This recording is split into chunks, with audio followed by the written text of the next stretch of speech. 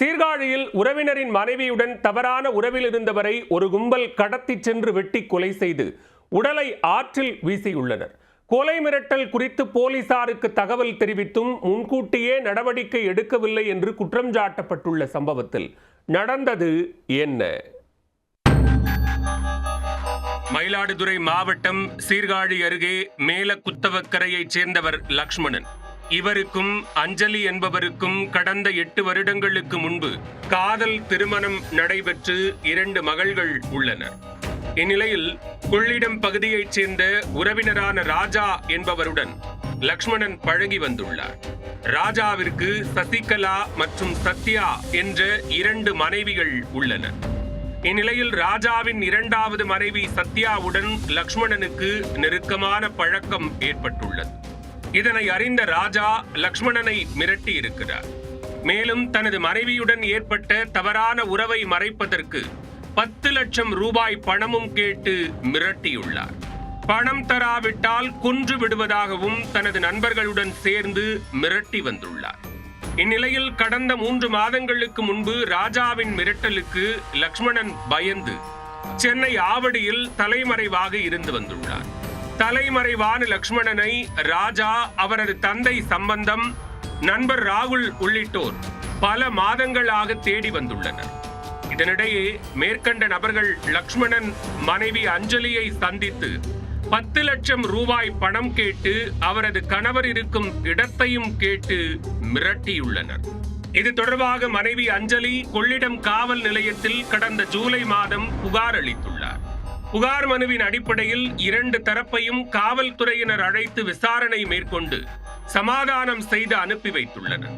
அதனைத் தொடர்ந்து மீண்டும் பணம் கேட்டு லக்ஷ்மணனுக்கு ராஜா, சம்பந்தம், ராகுல், அமுதா, முத்துலட்சுமி உள்ளிட்டோர் கொலை மிரட்டல் விடுத்துள்ளனர்.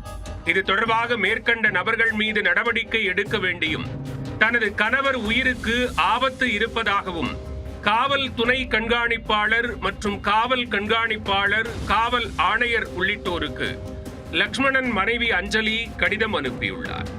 இந்நிலையில் சனியன்று கொள்ளிடம் அருகே தெற்கு ராஜன் வாய்க்காலில் உடல் முழுவதும் வெட்டுக்காயங்களுடன் லக்ஷ்மணன் கொலை செய்யப்பட்டு கிடந்தார்.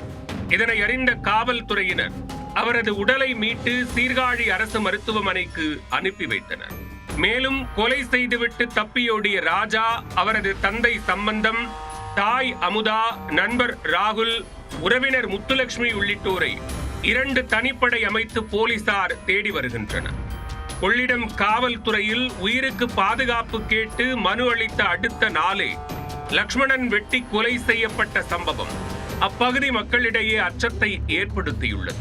மேலும் காவலர்கள் உரிய முறையில் விசாரணை மேற்கொண்டிருந்தால் இந்த சம்பவம் நடந்திருக்காது என உறவினர்கள் குற்றம் சாட்டியுள்ளனர்.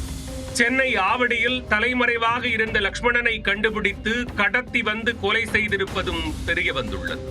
லக்ஷ்மணன் தனது மனைவி அஞ்சலியுடன் செல்போனில் பேசிக் கொண்டிருக்கும் போதே அவரை கடத்தியுள்ளனர். இதுகுறித்து போலீசில் தகவல் தெரிவித்தும் அவர்கள் நடவடிக்கை எடுக்கவில்லை என்று கூறப்படுகிறது. மேலும் ராஜாவின் 2வது மனைவி சத்யா லக்ஷ்மணனுக்கு தொடர்பு கொண்டு ராஜா மற்றும் அவரது நண்பர்கள் லக்ஷ்மணனை கொலை செய்வதற்கு கூலி ஆட்களை ஏற்பாடு செய்துள்ளதாக பேசிய ஆடியோவும் தற்போது வெளியாகி பரபரப்பை ஏற்படுத்தியுள்ளது. ஹலோ, நான் சத்யா பேசுறேன். சொல்லு. எங்கடா இருக்க? என்ன? இல்ல, நீ எங்க இருக்க? சேஃபா இருக்கியா? நான் சேஃபா தான் இருக்கேன்.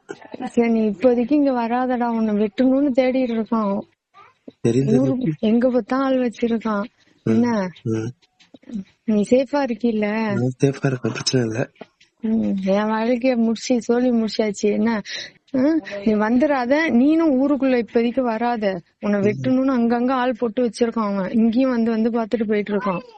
உறவினர் வீட்டு பெண்களுடன் திருமணத்தை மீறிய உறவு, அதை மறைக்க 10 லட்சம் ரூபாய் பணம் கேட்டது, கொலை செய்ய போவதாக போலீசுக்கு தகவல் தெரிவித்தும் நடவடிக்கை எடுக்காதது, போலீசில் புகார் அளித்த மறுநாளே கொலை செய்யப்பட்டது என சீர்காழியில் நடந்த அடுத்தடுத்த சம்பவங்கள் அப்பகுதி மக்களை அதிர்ச்சி அடைய செய்துள்ளது.